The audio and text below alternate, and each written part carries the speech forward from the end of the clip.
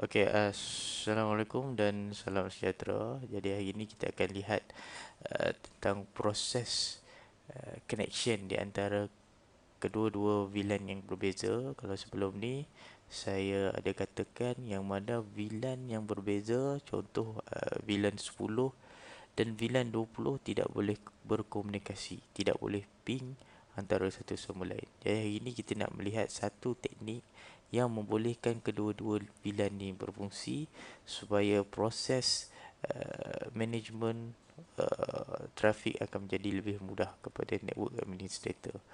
Jadi kita menggunakan saya menggunakan sebagai contoh ya, dua PC, satu switch dan satu router. Jadi pada setiap PC saya masukkan random IP 10.10 dan default gateway.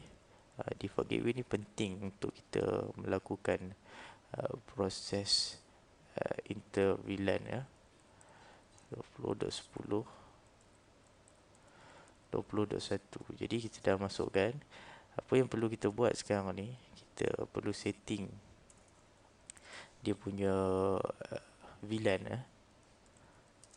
Jadi di sini saya ada dua VLAN, satu VLAN 10 yang saya bagi nama dia sebagai JTMK dan VLAN 20 sebagai JKM yang mewakili kedua-dua PC yang berbeza. Jadi setelah kita masukkan nama VLAN, jadi sekarang ini kita nak tentukan switch port mode access VLAN 10 untuk fast internet 01 dan switch port mode access VLAN untuk VLAN 20 pada fast internet 02. Kita dapat lihat di sini saya bagi nama VLAN, mode access serta interface bagi VLAN tersebut. Okay, setelah selesai, jadi kita perlu buat satu lagi connection di antara switch dan router, yang mana connection ini merujuk kepada switch port mode terang. Jadi kita just masukkan interface FA03 switch port mode terang untuk mengaktifkan port terang tersebut. Jadi kalau kita lihat VLAN yang berbeza, iaitu kat sini saya ada VLAN 10 dan VLAN 20. Jadi kedua-duanya tak dapat berkomunikasi. Bila kita try untuk ping VLAN yang satu lagi, maka kita ping VLAN yang satu lagi, maka proses tu akan jadi request timeout. 10.10 adalah PC pertama dan 20.10 PC yang kedua. Jadi untuk membolehkan kedua-duanya berkomunikasi, jadi kita perlu menggunakan bantuan router, yang mana dalam router ni untuk aktifkan, kita pertama sekali kita kena aktifkan port dia daripada merah kepada hijau. Jadi kita masukkan interface seperti biasa, 00 yang mewakili interface bagi router, dan kita no shutdown ataupun no shut, dan dia akan bertukar menjadi aktif lah, iaitu hijau. Baik, sekarang ni kita akan mula masukkan interface bagi connection inter VLAN atau router on the stick kita. Kalau kita tengok di sini, saya masukkan interface FA00.10.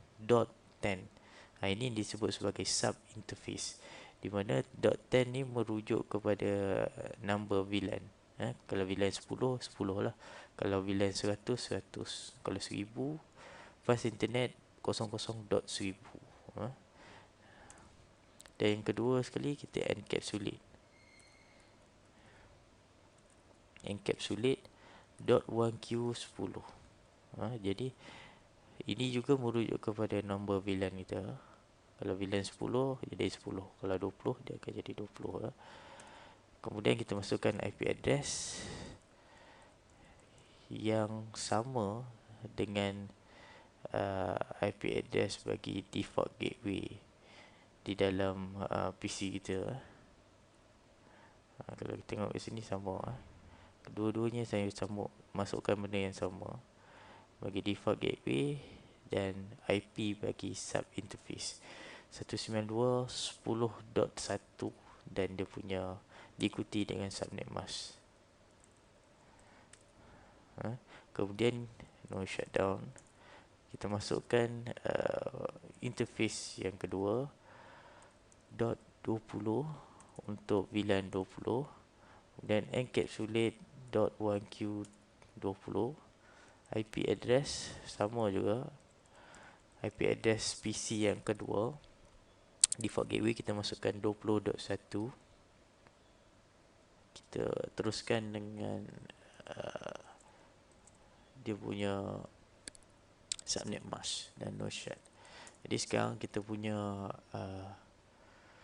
router telah selesai di setting dengan inter VLAN. Jadi kita cuba uji untuk kita ping di antara VLAN-VLAN yang berbeza di dalam rangkaian. Jadi kita dapat lihat di sini, saya cuba untuk ping PC 10 VLAN 10 menggunakan IP 192.168.10.10. Jadi dia akan reply walaupun menggunakan VLAN yang berbeza. Begitu juga apabila saya try ping daripada PC 10 192.168.20.10, jadi dia akan juga reply proses tersebut. Jadi itu yang disebut sebagai inter VLAN. Dia membolehkan VLAN-VLAN yang berbeza berkomunikasi di antara satu sama lain. Kalau ada dua VLAN, 3, 4, 10, 100, maka semua VLAN dapat berkomunikasi menggunakan laluan yang disebut sebagai router on the stick atau layer 3 layer 3 equipment dengan bantuan router lah sebagai layer 3 equipment. Jadi tanpa router kita tak boleh communicate di antara VLAN-VLAN yang berbeza tadi.